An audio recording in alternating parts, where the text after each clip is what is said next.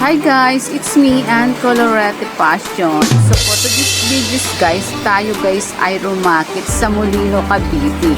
So yun guys, dito tayo kila ma'am. So nagpa-makeover siya guys ng buhok niya kasi sobrang dry na ang hair niya. So hindi po natin siya i-ribbon guys, i-brasilan lang natin siya. Kasi hindi po pwede siyang i-ribbon kasi very sensitized, not porous na ang hair ni ma'am. So ang gagawin ko guys, ay kukulayan ko muna yung tuktok ng buhok niya guys. Gagawin natin light blonde. So ayan na guys, after how many hours? 2 hours. Ayan guys, ayan ang resulta ng buhok ni ma'am. So wow, soft na guys. Ayan. So sana nagustuhan niyo guys ang aking hair transformation kay madam. So yan mga palangga, hindi ko na ginalaw yung dating color ni ma'am kasi ayaw niya ng palitan pa. So ang kinulayan lang natin ay yung kanyang tuktok. So ginawa lang natin ng light blonde.